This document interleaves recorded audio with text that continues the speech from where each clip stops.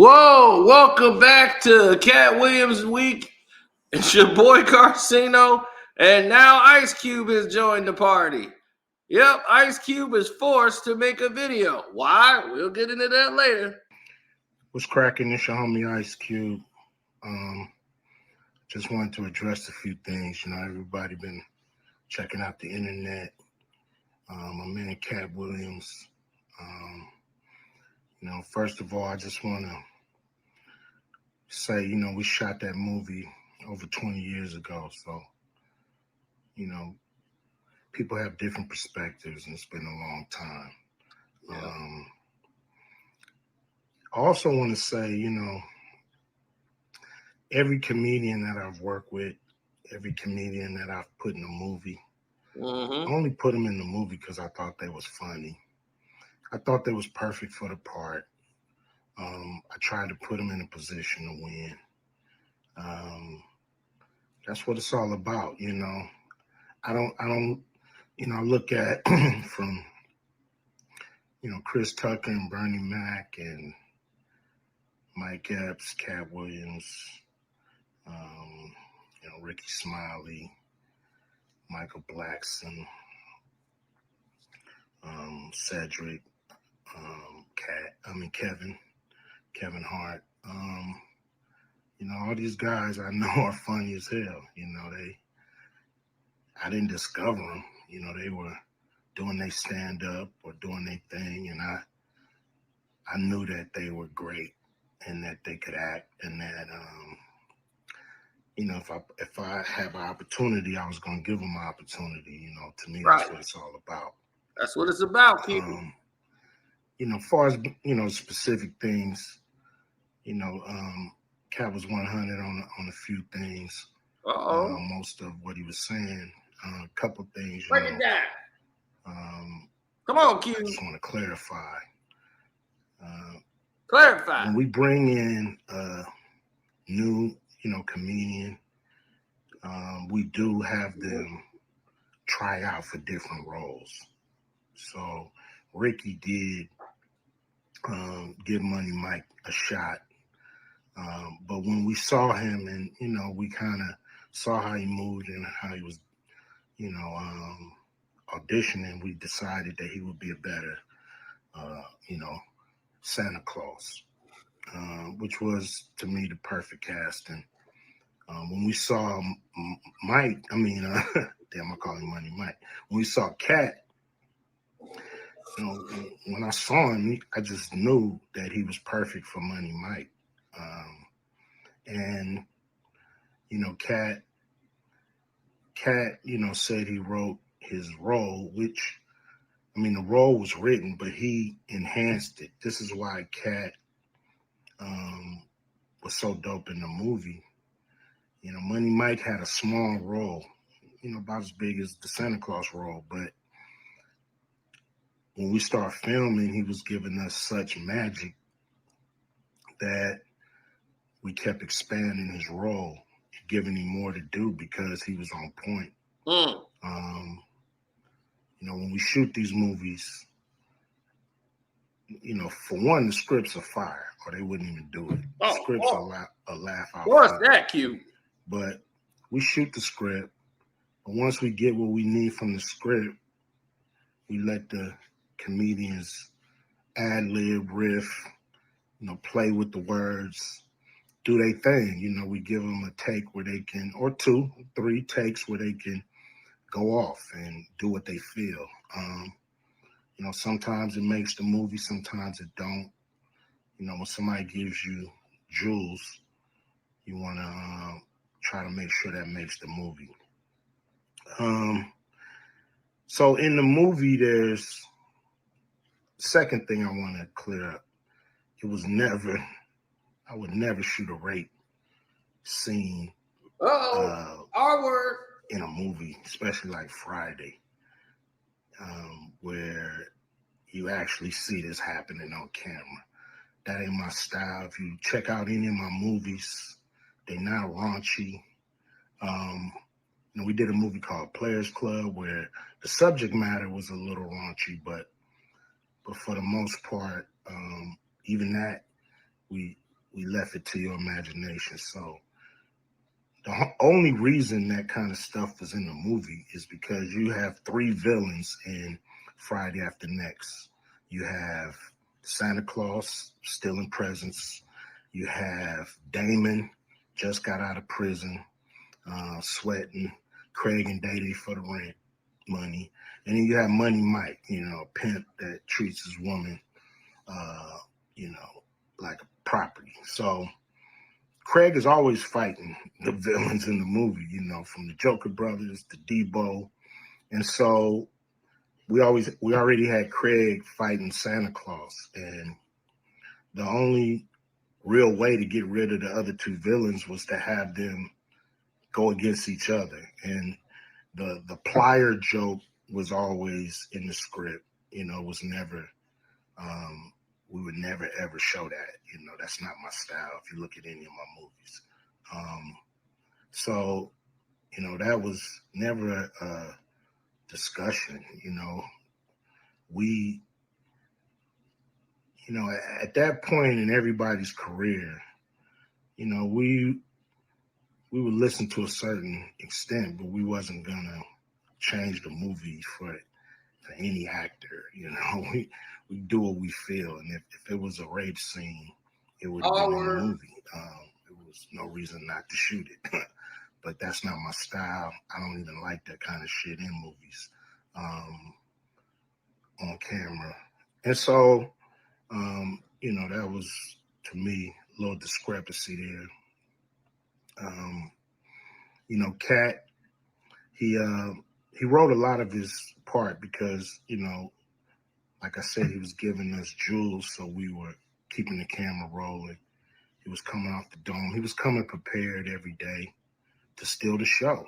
That was his mission. And, that's what he did, with the movie. And it launched his career, And I'm proud of the movie. I'm proud of all the guys who've, come through, a Q Vision production and went on to do bigger and better things. And look, a lot of people are talking about pay and how much they was paid on these movies that were extremely low budget. Most of these guys work a couple of days, and when you're doing a movie, there's over 100 people working on the movie that need to get paid. Most of them got to get paid every day.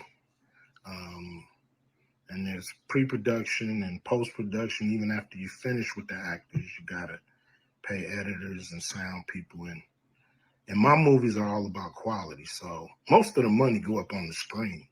I'm not giving you no bullshit. I'm not giving you no low budget, shit you can laugh at because it's so cheap.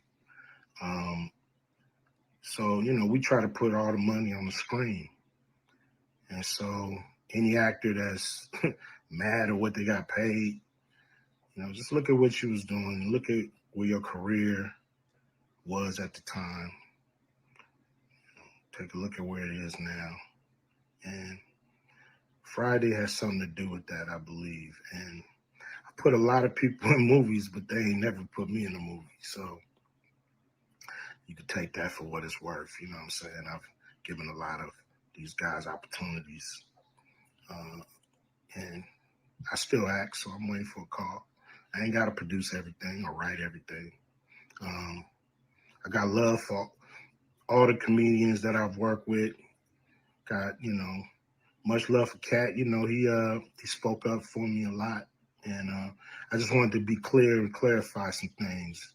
And shit, man. I hope y'all have a good 2024. Yeah. All right. Now, there it is. Now, let's go through what was said, because some key things was said here that I felt that was pretty essential. Check out any of my movies. So let's go and focus in on that. Okay. Now let's give commentary to what Ice Cube was saying As I told y'all, I will explain to you why he's doing this. You might be a little shocked and surprised and caught off guard by what's happening. I'm not. I'm not at all. I expected this. Everybody who know me know this ain't something that's new to me. Not at all. Not for a little bit. I'm very familiar with this situation. He never said, Ice Cube, that y'all were going to record the actual event. He just said it was in the script that money might get R-worded by Damon. And he was like, man, why he got to do that? I could make something way more funnier than having this man just get R-worded, and that's the laugh. You know, even though if it was going to be left to the imagination, that still was the result in the original script. That's what Katt is saying. Cube is changing it to the we was never going to film that. So he's changing the question, he's changing the scenario, and he's changing the actual outcome of what actually happened in the process. Because people started to get on Ice Cube. It was like, man, you finna do that and sodomize a black man. Man, you a black director, man. You gonna do that, Cube, man? That's wild. Man, you gonna try to have Katt Williams, man, get busted in the butt. You know, so he was getting a lot of heat from that. Now, this was also a shot at Kevin Hart.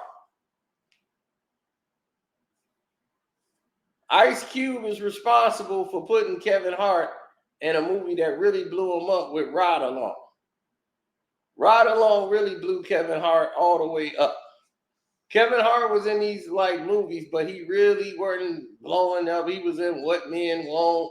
They kept putting him in romantic comedies. And Cube was like, man, y'all wasting this guy. We need to do like a buddy cop movie with him.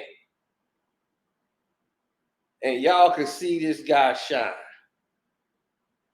And once they saw Kevin Hart shine in that first ride along,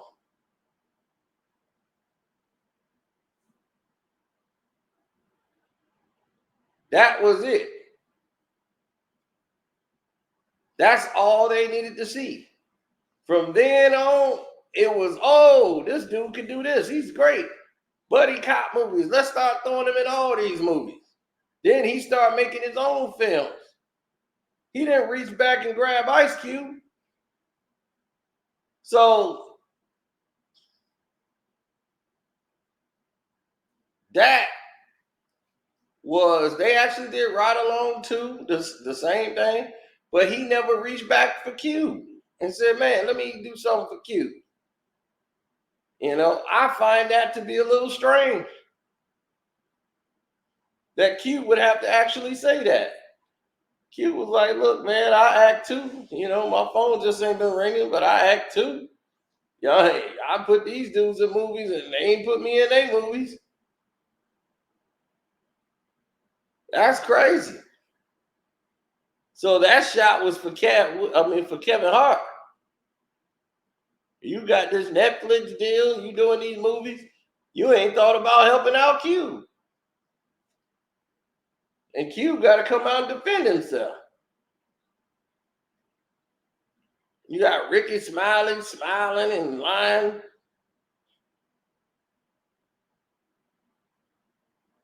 So, oh well, you know why Ricky Smiley out there. Why do you think Ricky Smiley out there smiling all the damn time? Cause why? Cause that's why he's there.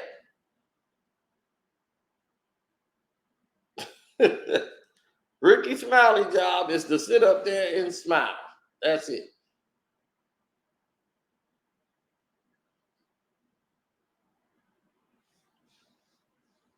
Why do you think they always put him on a panel with all women? It'd be all women and Ricky Smiley. It's a lot of estrogen in him.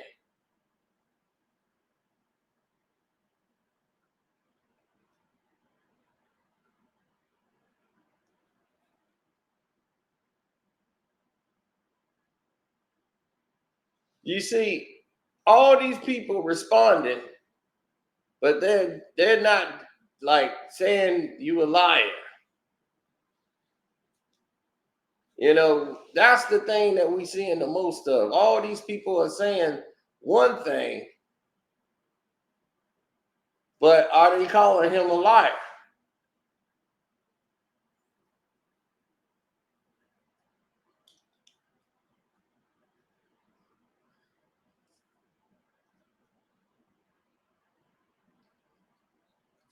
With Kevin Hart, um, him being an industry plant, I wouldn't say that, because why would he need to be an industry plant?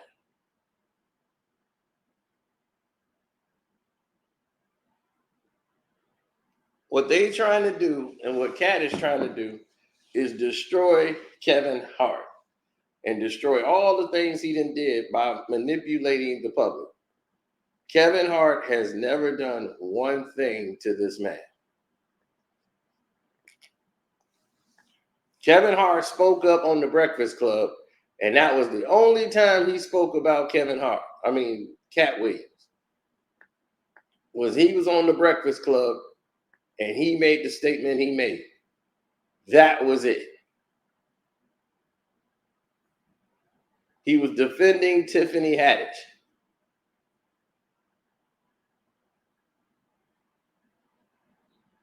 Now, other than that, I don't know what to tell you.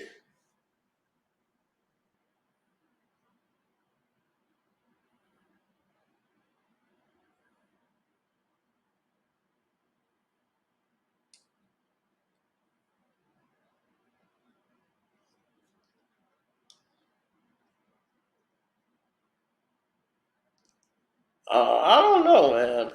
Faison, Love, all these people, they all coming out of nowhere.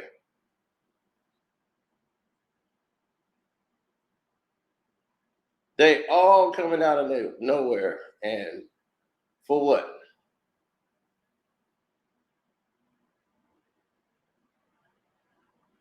Shannon Sharpe made history. He's now got the #1 podcast show.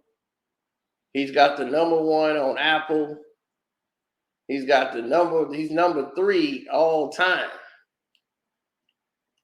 when it comes to sports podcasts or entertainment podcasts, whatever category that is.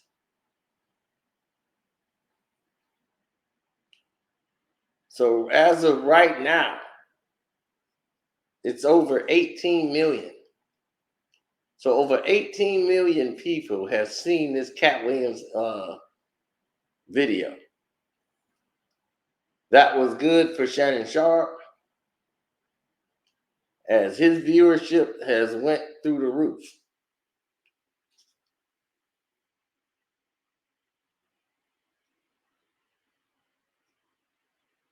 He walked around with about 500,000 to 1.5 million per clip. Per clip. That means he was just going to chop it up, put up clip, clip, clip, clip, clip. And guess what they were going to do?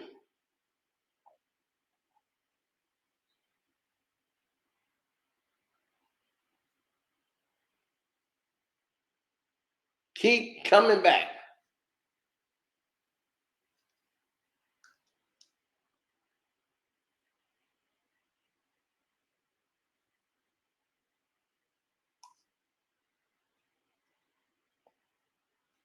Well, it was kind of funny seeing some of these pundits who don't cover like entertainment. They only cover like sports.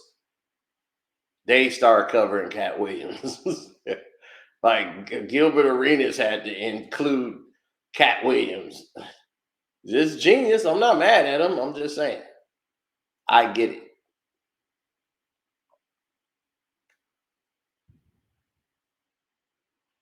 And then you have all of these other people who have their ambitions.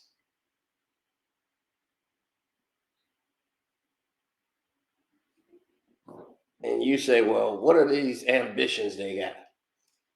Well, there's no mystery to what's happening out here. When you start looking at this all the way, you start seeing all these people make their, decisions based on why people constantly have to take shots at Katt Williams when they come on the show and this and that. But all of these other people who are affiliated with all of these new groups and new energy level people, you start to see a growing trend. And you start saying, well, what's the growing trend? The growing trend is if you're my ally, you got to come have my back. You got to go join with me. You got to. So, when you say something on a platform like that and you have free reign, you are able to open up a door that ain't never been opened before and just create. If you look at what he did with Shannon Sharpe, it was beautiful because he knew what he could say, he could get away with anything. Because Shannon Sharpe had no rebuttal for him. There wasn't going to be any real pushback because he don't know anything. So it was easy for Shannon to shut up and listen because he doesn't know what's going on. He can't say, well, come on, Katt. That can't be right because this happened, and that happened. Which means he didn't prep for the interview. Like he knew the questions he was going to ask, but he didn't know anything behind it. Like you've heard all these people on your show and they said all these things about Katt, and you didn't think when you brought Katt on to find out a little bit about what's going on with Kevin Hart and Katt Williams. You're about to interview Katt. You should know that's gonna happen. You should know Faison Love was there. He talked about him. You should have known Ricky Smiley was gonna come up. You should know if there's some history there to what he was saying. It's called prep.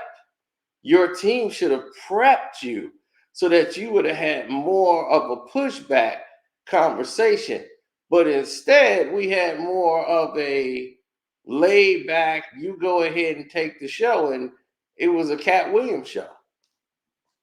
So it's hard for me to say Shannon did a great job. There ain't no hate on Shannon Sharpe at all. I mean, I think he did a good job and realized, like, hey, I don't know what the hell I'm talking about here. I'm just going to sit back. Y'all got it. See, now when you can do it that way, you've already have submitted, okay, you go ahead and take the floor. And he knew then, you could see it on Katt's face. He knew, and he let the question process. He'll listen to Shannon's question, pause, take a sip, then speak. And then he would address the question. And that's how you could control the floor. He controlled the pacing of how it was going to be distributed and how it was going to go back and forth. That's like a master of ceremony controlling how things was going back and forth.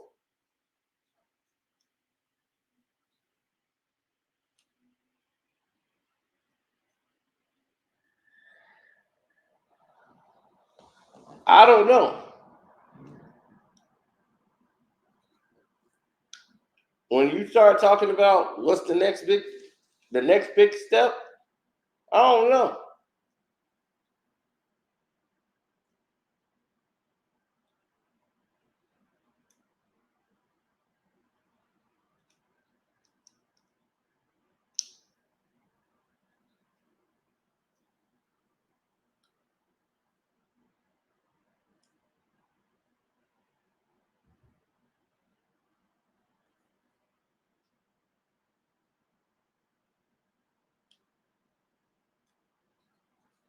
Well,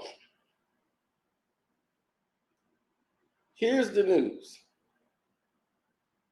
When you see people acting out in a certain way that you don't think is manly or you don't think is suffice, there's a reason for that.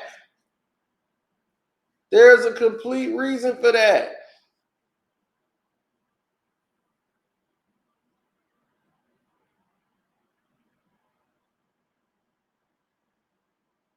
All these people are human.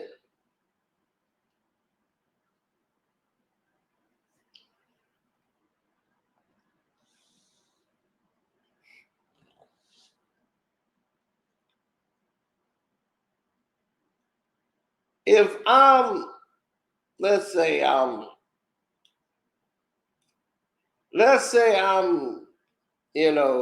Kevin Hart, and I see what's happening here with Katt Williams. And Katt Williams is blowing up bigger on the internet doing this. Of course, I'm gonna promote what I'm promoting as I respond back to the situation. But I'm gonna say something light because I'm not gonna throw anything that's gonna make it gaslight. That, oh, now he coming back at Katt. Because Kevin Hart ain't that kind of comedian. He's never been a comedian that disrespect other comedians. That's not his style. That's more Katt style.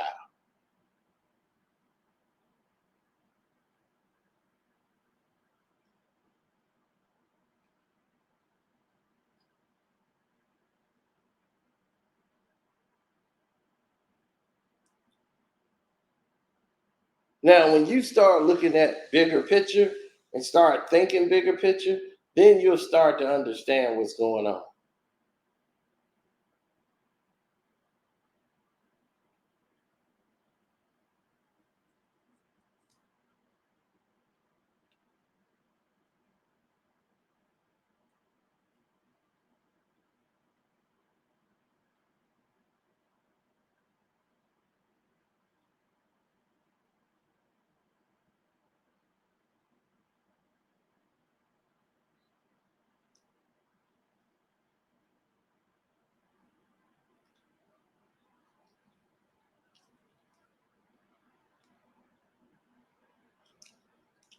Now,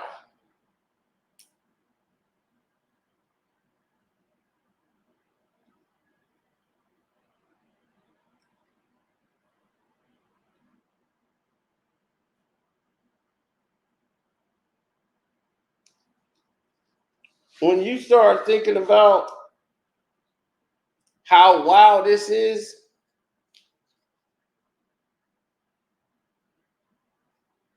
Shannon Sharpe was looked at by Kevin Hart's people as an ally. The NBA,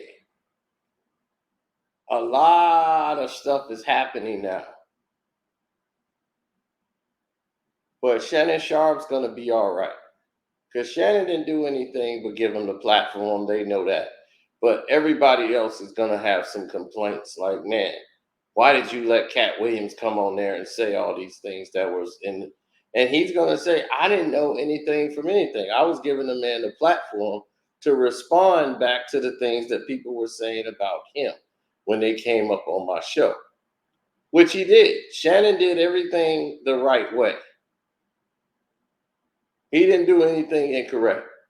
He gave people a platform to come on his show and speak, and they did so eloquently, and they decided to take shots at Katt Williams on that platform. And that was probably the biggest thing they've ever done was go on that show. Nobody respects Vlad.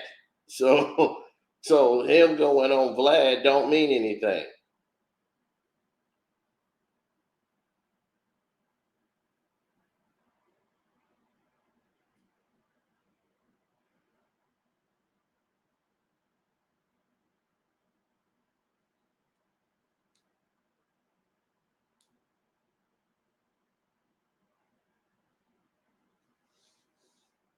Well, Katt Williams decided to talk about all of these people, but bragged that he don't need these people, and he still made it, and he's got millions of dollars.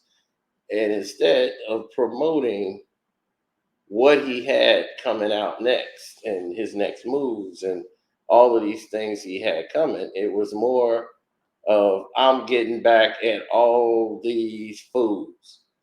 I'm finna lay into all of them.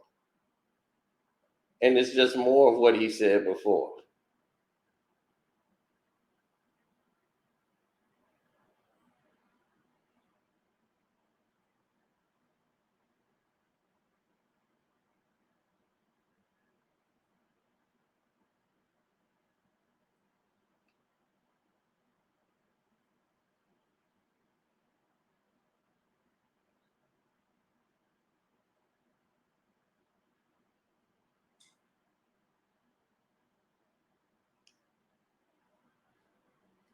Now, Cat Williams is mad at Kevin for defending Tiffany and the fact that he came out and said Cat Williams did drugs.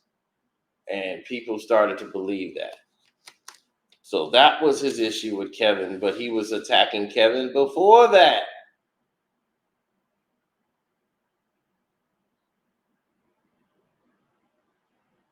So if anybody talked to Cat Williams, ask Cat why he didn't make it to Fool's Gold.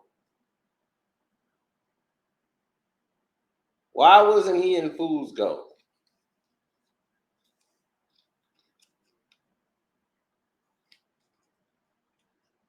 Why he didn't go on these promo shoots?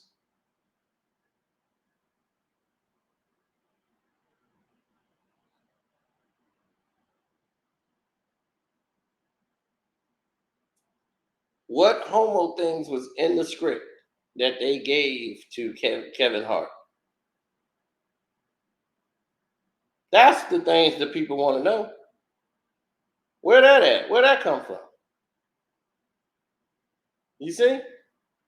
So that's what the people want to know. They want to know all these answers that Shannon Sharpe could not provide you any rebuttal to all of this or any pushback. So he did a good job of just sitting there being the Black Hawk. So it was like, yeah, well, you just let Cat Williams talk and just use your platform and just said Club Shay Shay at the bottom. That was your job. Don't mess this up. Well, Cat, I didn't say thank you for coming by, Cat.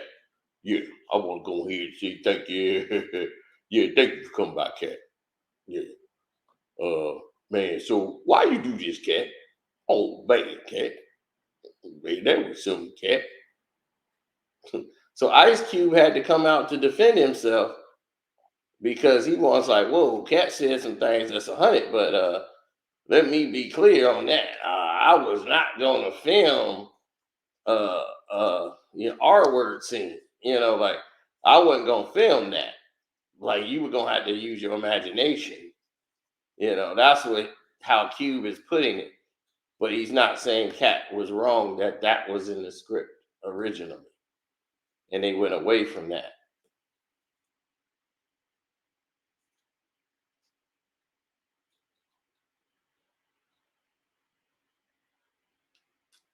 You see, I paid very close attention to what people are saying, and I knew with the way Q was saying it, he's not saying that wasn't in the script. He was saying I wasn't gonna shoot it. I was just gonna leave that to your imagination as to what happened. But the imagination was gonna lead everybody to believe that Money Mike got R word in the bathroom.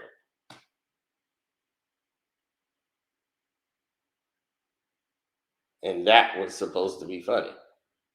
And Kat said, now I could make this way more funny without having to go that route.